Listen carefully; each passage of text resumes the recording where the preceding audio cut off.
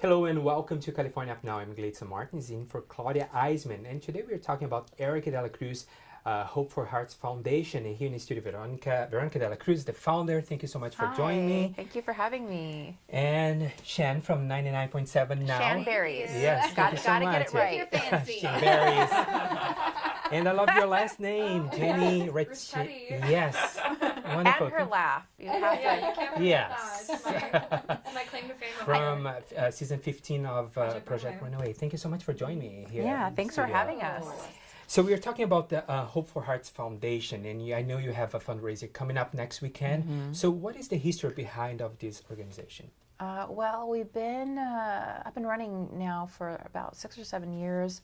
I started the foundation as a promise to my brother. He was very ill. He needed a heart transplant, and it was delayed by our inability to get him medical treatment. He had very, very minimal health insurance. It was basically through the student union at the school he was going to school at. And he was in the state of Nevada when we went to California, which is where the only, so transplant facilities don't exist in every state, which is kind of crazy to me. And it's something I think we should all think about. Like once he lost whatever health insurance coverage he had, it wasn't portable and he couldn't take it to the state of California, which is where he had to go. Then he was uninsured. And then suddenly he was uninsurable with a pre-existing condition, which I'd never heard of such a thing. And I was a journalist working at CNN at the time. So my mind was just boggled. I was thinking, how could something like this happen? There was so much red tape around trying to get him help. So I was one of the first journalists to use Twitter on air. I did it in 2007. Really exciting time. And so I think it was that moment when I realized the power of social media, and I started tweeting and using Facebook to tell my brother's to share his plight. And much to my amazement, all of these strangers started to kind of rally and get behind him.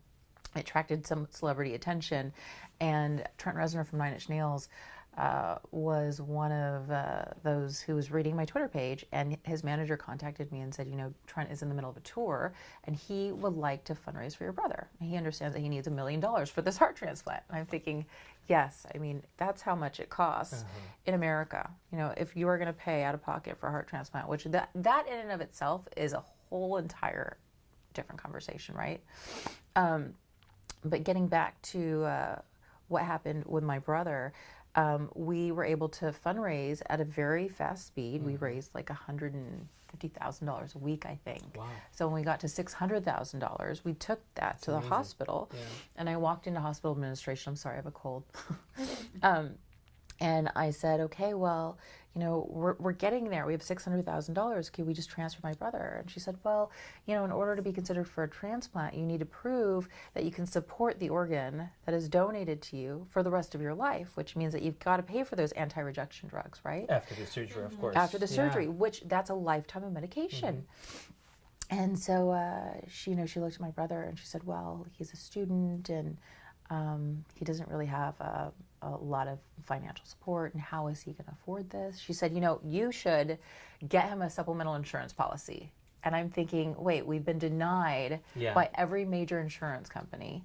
So I went back to the drawing board. I called all the insurance companies. Of course, they denied us coverage. And I was like, we still can't get my brother into a hospital, and we've got all this cash, and I don't understand, So it actually took Trent making a phone call to his agent, and his agent saying, I'm friends with Pete Carroll, who coaches USC football. And Pete said, I will walk you guys into the hospital as my close personal friends. So by the time we got to the hospital, it was a lot of time had passed, and the doctors looked at my brother and they said, you're 2 years too late. His heart is so enlarged. He had congestive heart failure, and it is the size of a cantaloupe, and it's sitting on his right lung, and he can barely breathe, and this is going to be really difficult. And they said, you're 2 years too late. Where have you been? And I kind of just collapsed on the floor and was like, I cannot believe this is happening right now, right? So I was with him for like another 6 months, and he was a fighter, and he was truly hanging in there. But like the doctor said, he was just too sick. So in that time, I promised him, I said, this is a travesty, and I will do whatever I can to make sure this never happens again, And so I made him that promise. And then when he passed away, I immediately got to work. I went to Washington. I lobbied Congress for the end of insurance companies being able to deny people coverage for pre-existing conditions. I showed them a photo of my brother and I said, this is what you've been allowing to happen, you know, to Americans, because my brother's not the only one. And so I tried to talk to as many lawmakers as possible on both sides of the aisle. And I worked with an organization called Healthcare for America Now, and I toured the country and shared my brother's story because I wanted people to realize, look, if this could happen to my brother Eric, who had a sister who worked for CNN as a journalist, who had celebrity connections in the end, what are you going to do if you're living in Paducah, Kentucky? Yeah. You know, what do you do? You know? Do you fear what's happening right now at White House, especially with the Obamacare, and what's going to happen now with people, they can't afford a health insurance because it's so expensive in this country.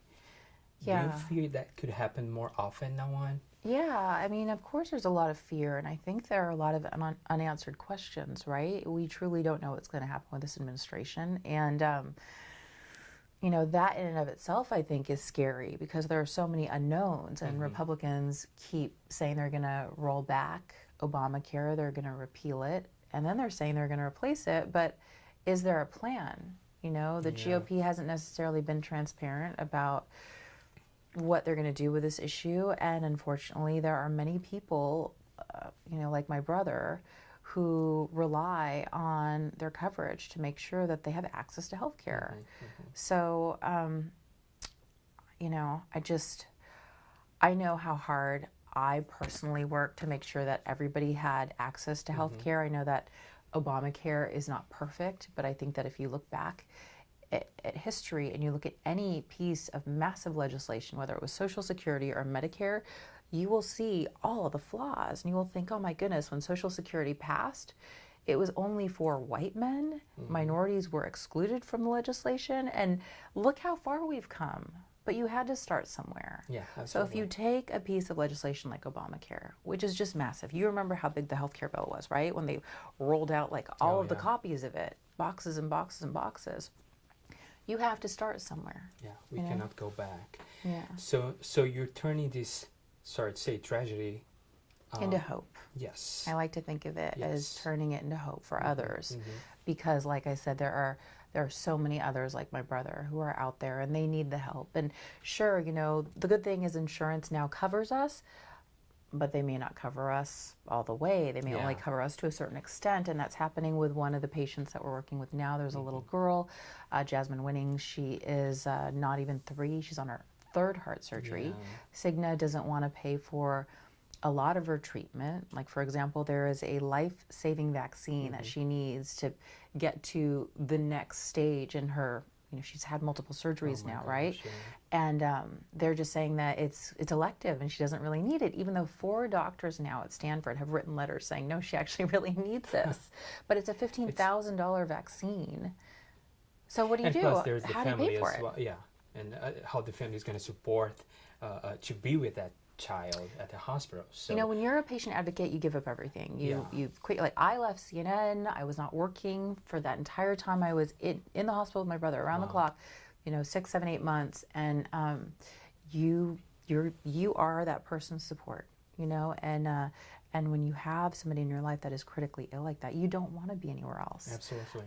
So somebody needs to support the caregiver at the same time. Absolutely, So we try to pick up that tab and help them out. And so many people helped my brother when he was sick, and we really truly relied on the kindness of strangers. So I feel like that's wonderful.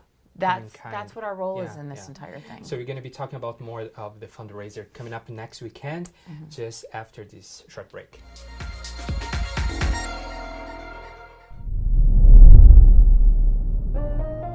Would you like to win a complete makeover?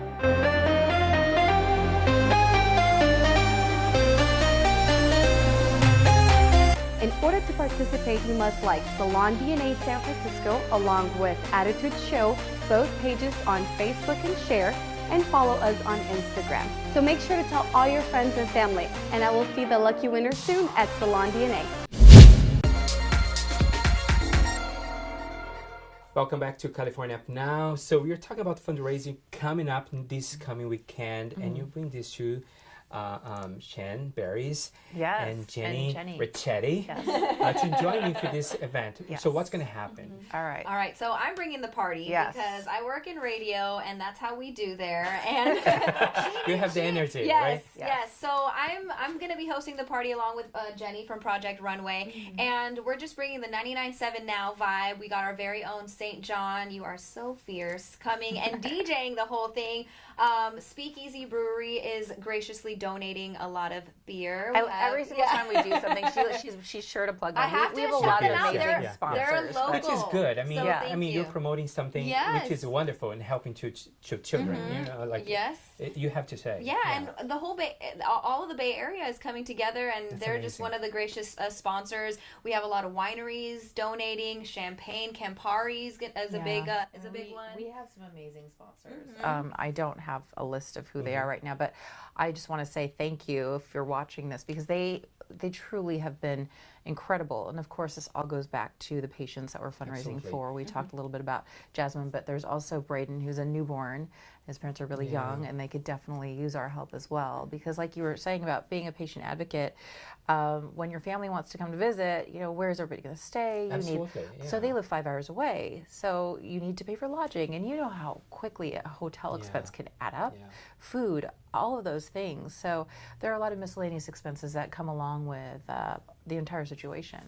So people still can buy the tickets. Yes. So hopeforheartsfoundation.org to buy your tickets. All the tickets that we get or that we sell, that money is going to be donated to Jasmine and Braden. And Braden. Yeah. So the proceeds go to the patients, and if you help us, then we can turn around and help them. them. So help us help them, and people are going to get a fantastic experience because we are going to have the party in a very luxe estate. It's going to be a gorgeous mansion that fabulous. is well appointed, and I think that people will really, truly, you know, I feel like people really want to have experiences these days, right? Yes. We're definitely living in more of an experiential time where everybody wants to pay to have some kind of like extraordinary time out versus like I feel like people are way more about that than like material goods. Exactly. Yeah. Right? Although we do have an awesome raffle going Yes. on. The Warriors. Please tell me about the it. Warriors. Well, yeah. I mean, our Golden State Warriors were so awesome and donated a Klay Thompson autographed jersey that Oh we're my going to Clay. gosh. be. Yeah, yes. So thank you, Klay and Warriors, and a trip to Thailand. Trip so to Thailand. Oh It's my gonna be gosh. amazing. A Yeah. That's trip amazing. to Ratnaling, which is a meditation center. There are so many. There's a trip to Tahoe. Tahoe. There's Big a trip Sur. to the Gaslamp District, a Westin stay in the Gaslamp District. There's just a whole slew of. There's a Michelin star dinner at Sons and Daughters. I mean, there are tons of That's things amazing. That's that amazing. you can either win or bid on. Let me take back a little bit. How did you two join Veronica on this I journey? harassed them. A little bit of both. Kind of how it happened. Well, I have a TV show called Gas Money. I'm plugging myself right now on CBS, which actually came on before Veronica's show. So we actually On We worked CW. together. on CBS, and then it And came the on, CW. and I work on the CW. Okay. And then she tweeted me, and we were like, "Oh my God, we need to hang out." And then we hung out, and then Oh my magic gosh. happened. That's And amazing. then it was just love at first sight. Yeah, We were like, yeah. oh. And then we're now BFFs. Yeah. And then you bring the Jenny- fashion to it. Right. So I was on last seasons of Project Runway 15, and I know Shan now for a couple years. Or Yeah. a little more than that. She works with my cousin at 99.7 Now radio station. And she contacted me thinking that I would be like a really good involvement. I know a lot of people in the city. So I'm using that connection and trying to get as many people involved as I can. Well, the cool thing is, I think we were all born in the Bay Area, Yeah. right? Yeah. We're all so we're all natives, and You don't so find there's that very. There's a lot of yeah, you No, don't. no, and you and don't. so Yeah, there's it's a lot of history here, and I know also you went through something really scary with Yeah, your so grandmother. my grandmother doesn't live in San Francisco. She came here. She lived in Charleston and Boston, and she kind of did a whole bunch of East Coast living in the South, and then she moved here in SF in like the early 60s. Lived her whole life here, had a family, explored all of that, opened a preschool. So children are really close to home with me. I grew up in that environment of working with little ones, and she moved to Mexico. She retired there. And, healthcare in Mexico, the little town that she moved into, basically isn't that, they're not developed. Isn't as developed, as, right. you know, even a hospital in Mexico City would be, or in LA or San Diego. So we got a phone call one day that, she was sick and basically dying out of nowhere. And my mom called me, she pulled me out of school, and we were like really confused what was going on. And basically all the doctor was doing was making her comfortable and holding her hand and praying. That was their only solution that they had in that small town. And basically her heart was going into cardiac arrest, and she was having a really intense heart attack. And so we then were like, how are we going to resolve this? We can't just let her pass away. Absolutely, there. Yeah. So we found this like medevac company, and we were going to have her helicoptered into this, really great facility in San Diego, which was the closest hospital available for her. And then the whole thing with the insurance companies kind of fell through, and it took over 5 hours to kind of clear this. And they needed a co-signer for the credit card. Yeah, And I've been there. Yeah, and it was just a crazy circumstance, but luckily we were able to pull things out at the last minute. Amazing. She got flown in. She was able to get her surgery. But that's where it comes into play, where heart health is really scary. It can happen really fast. It can be really progressive. It can happen slow. And we are never prepared for it, right? You're never a situation prepared like for it, this, yeah. And there's a lot of children, in the United States that need this, that have their whole life ahead of them. Well, I think heart health obviously is a big issue, but also healthcare for profit, because like you said, healthcare becomes delayed when people are waiting for credit cards, and if somebody is having a heart attack, that's not the best time to be asking about. It's too much paperwork to do. Yeah, there's I mean the 100%. bureaucracy, the red tape, and that's what happened with my brother, right? So. So quickly, what is the website again? If people who are watching us and HopeForHeartsFoundation.org. HopeForHeartsFoundation.org. You try that. HopeForHeartsFoundation.org. You gotta do it with the finger. She's been getting it. She's been getting it wrong. I know. HopeForHeartsFoundation.org. Okay. Yes. Well, thank you so much for Gleidson, coming in. thank you so It's much. so nice to see you again. Great to see you. Thank you Nice for to meet having both of you. us. Yeah, thank you so much. And thank you for watching California Up Now. Next weekend, Claudia Eisman will be here. Bye-bye.